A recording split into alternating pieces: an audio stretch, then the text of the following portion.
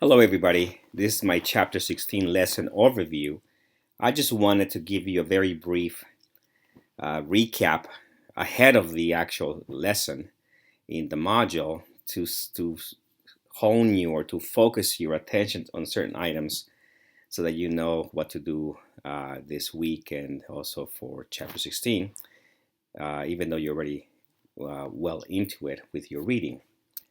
To begin with, let me talk about the contents. As you already know, let me just start by saying that the contents of the presentation here is going to just simply show you what you already have seen in the module. You'll see that the module 16 itself has a lesson overview and some notes and some links to videos and answer keys, so you can actually review how the assigned homework is actually solved by the authors and or me. Before that, you have a page with topics and learning objectives, so you know the structure of the chapter, and then the last section will be the actual content. And in this case, for this presentation, I'm just simply going to show you some key points or highlights of the chapter itself. Notice here I'm saying most of your time, 80% or more of your time, should be spent on the last three learning objectives, which talk about classifying costs and preparing the income statement, and also preparing the schedule of goods manufactured. You'll be learning the format and solving problems that relate to service, merchandising, and manufacturing firms, with a focus on obviously manufacturing, since we're in accounting 1C. You will learn about inventoriable versus period costs. You will learn about the three inventory accounts used for manufacturing, and then you will learn about the flow of costs, the sequence of or the movement of costs from one inventory account to another. Let's go to the next slide. Here again is the sort of the overview of the outline of the chapter. As you know, LO1 through LO3 has a introduction. There you should focus on learning about the differences between financial and managerial accounting. That's the main point in this whole section.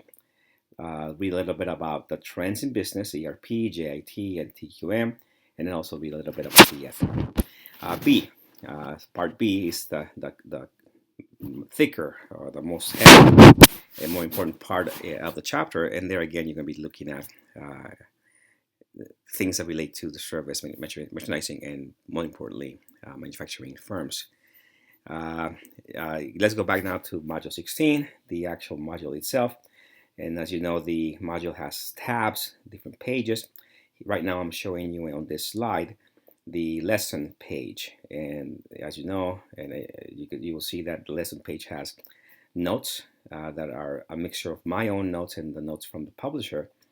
And also links to several resources that come directly from Mal. And to be able to use those resources out of the module, you need to be logged into Mal within the same browser. And if you don't do that, then you won't be able to see the videos there. You need to go to Mal itself. Now, the usefulness of having those videos there within the lecture notes is that I place those in the right locations within the notes, so you don't have to go back and forth between notes and the videos in Mal. They're all in front of you at the same time. Now, going back to the structure of the module, you'll see that on the right side I have a set of links that will take you directly to either any of the pages for the notes that relate to each of the learning objectives, or to the homework. So you can see here, you can go directly to the homework from there. Now you can also go to the homework by moving on to the homework page, which is right there, in the module. And there I have homework, assigned homework, and obviously not assigned homework. So, but I have listed all of them by learning objective and by type of homework on that page.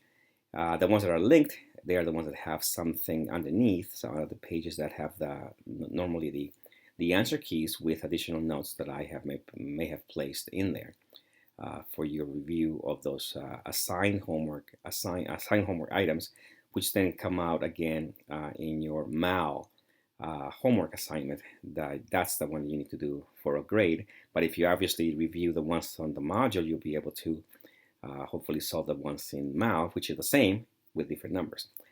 Now, with respect to the content of chapter 16, I'm going to show you a few slides, only 5 of them, and this is the first one. This one is showing the exhibit 16.4, which has the income statement that you've seen before for a service company, and it has a very simplified sort of revenue section, an expense section, and a net income. There's nothing new there for you.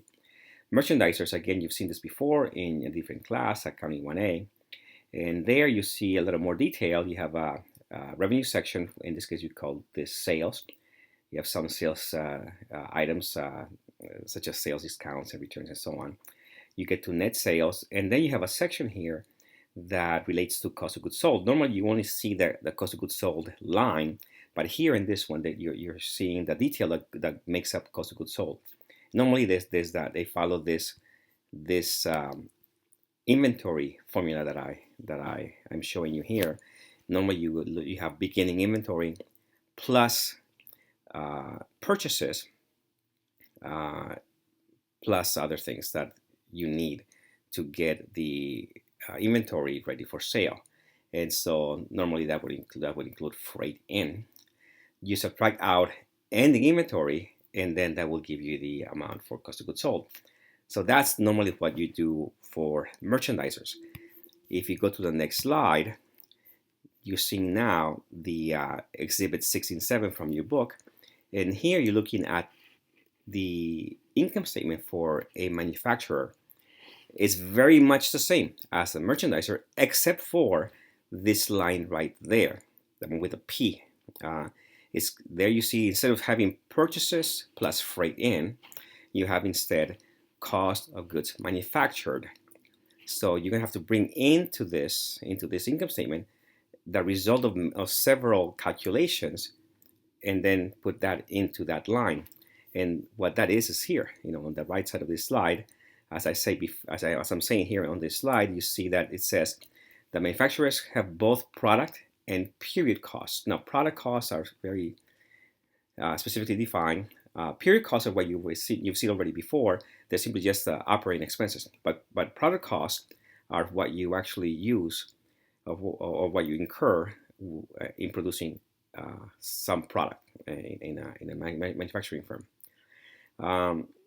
You use 3 separate inventory accounts. Materials, those are the raw materials you're going to be using for making the product. Then you have inventory that relates to product that is not done yet, not finished. And so we call this work in process, or WIP. And then once it's done, you move it over to finished goods inventory, or FGI. Now, in terms of the detail to come up with the actual amounts for each period, here is the beginning inventory formula. It will be beginning raw materials plus purchased minus ending materials equals what was actually used in the period. And then that amount is then forwarded over to the WIP. So that's where this is coming from. So the result from here starts off the WIP inventory account. So that's what you put in place inside of the manufacturing process. You apply obviously some labor, so that's direct labor, and then you also have other indirect stuff that you do to make your product. And you will read more about this in your book. Okay, so between those 3, that makes up the current period's manufacturing costs. You add beginning WIP, which was the unfinished costs for unfinished product from the previous period, and then you subtract out the ending WIP, and the result of that would be cost of goods manufactured. So that's what's been finished. Then that flows over to the FGI inventory, and you'll see the slide in a second. A little more detail in terms of product versus period costs is found here.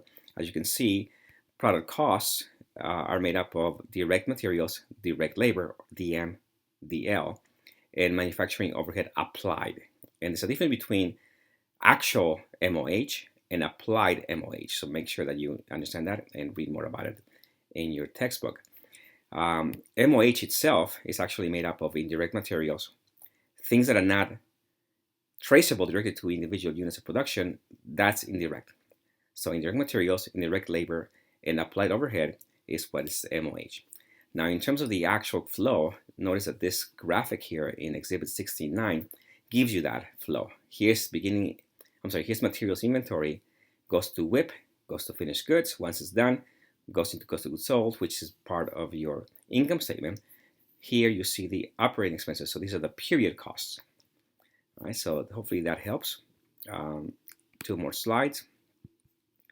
Going back to now the income statement for the manufacturing company, you'll see again that here's how those two link. Here's the schedule of goods manufactured, and this whole thing here relates back to what I gave you over here. These formulas is the same thing, and so you see that in here the result from this schedule of goods manufactured flows over to the cost of goods sold manufactured line inside of the actual income statement. And finally, I'll just show you the same thing, same kind of flow, but now using the inventory formulas all in a single slide. Here's the direct materials inventory. The result of that flows over to the work in process inventory account, and here's the formula again. That always also flows over to the finished goods inventory, which eventually makes it to cost of goods sold. Again, the main point here is to understand all the cost classifications and also to understand the cost flow. Enjoy.